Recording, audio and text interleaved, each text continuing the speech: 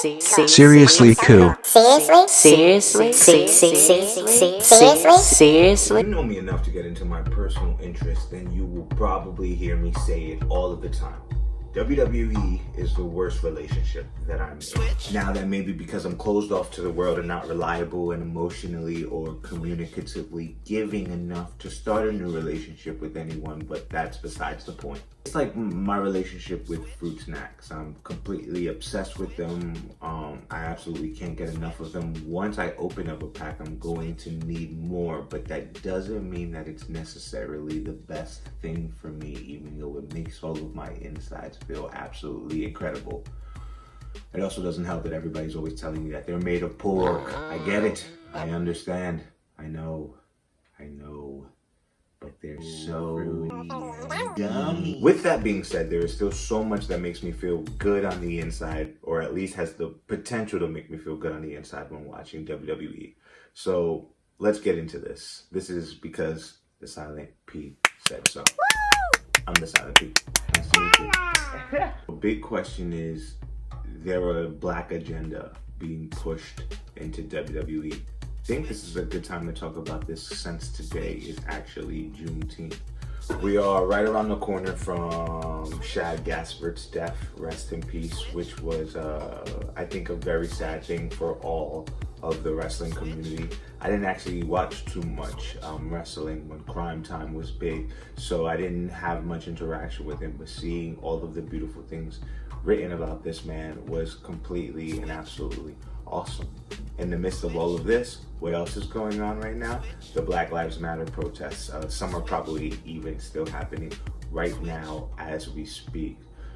New Day even went as far as to taking a knee and putting fist up on the episode of SmackDown a few weeks ago, which was great. It was also awesome that the company allowed them to express their voice and express their individual opinion. A bunch of wrestlers I've also been seen wearing the Black Lives Matter bands, which are pretty awesome. I need to get myself one of those for sure. The point though is it's very interesting to see an emergence of black storylines happening within WWE right now.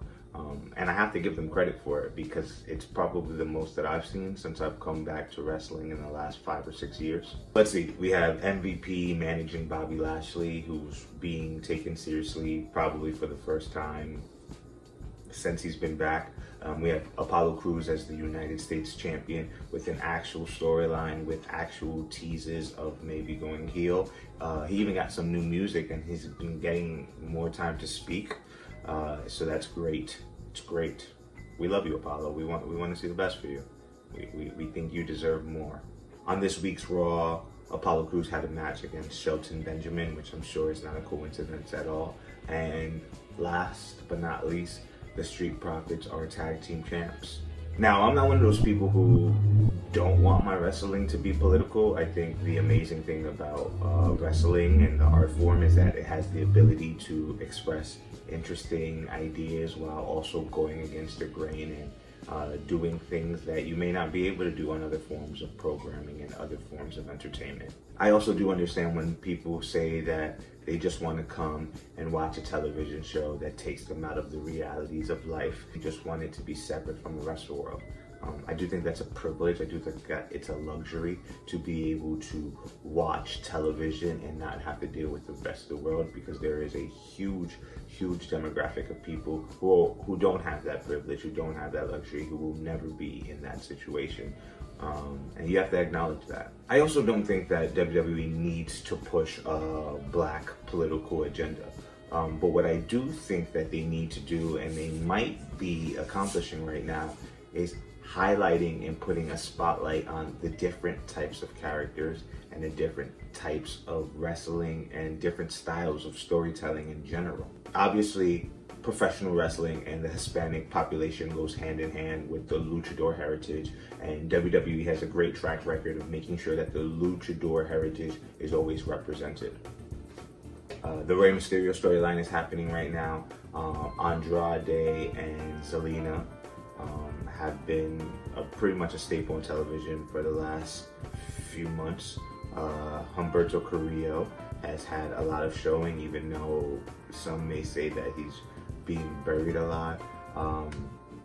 Angel Garza is come up from NXT and has done amazingly well on the main roster. And then down on NXT, Santos Escobar just had a storyline that now includes Joaquin Wilde and Raul Mendez. Raul Mendez. I think I got that right. And so WWE has always put a huge spotlight and always has shown much appreciation to the luchador heritage, which you have to in wrestling. In the same way, WWE represents women's wrestling as its own style. It represents comedy wrestling as a staple.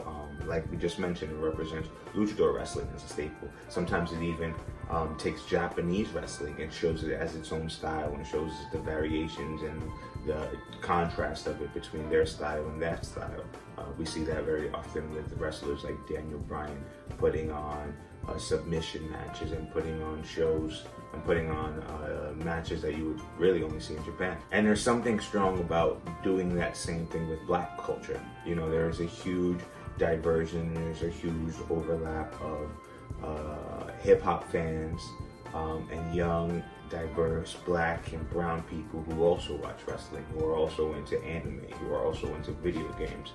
New Day has very much been great at being able to show the diversity of what type of characters they are, but that's only with them. That is not the whole show as in general. You know, we don't see Leo Rush really represented as a character, you know, representing a culture. We don't see Shelton Benjamin representing a character as a culture. They just become utility players.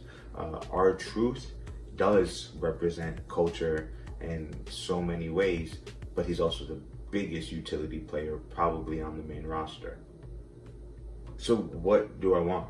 Well, I want to give WWE credit for highlighting black performers, highlighting black athletes in a time where a lot of athletes aren't able to work, where a lot of performers aren't able to work.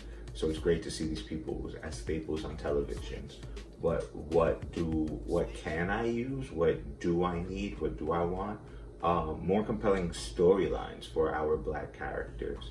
You know, there are avenues, there are stories, there are realities going on in life that can easily be blended and add to the elements of wrestling, and we are just not taking advantage of it. And that's because the silent P said so.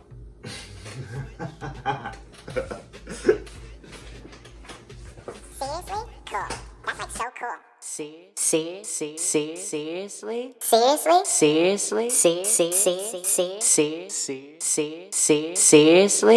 Cool. Seriously? Cool.